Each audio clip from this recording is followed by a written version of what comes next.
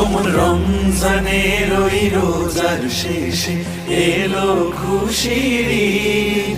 তুই আপনাকে আজ বিলিয়ে দে শোন আসমানি তাগিদ।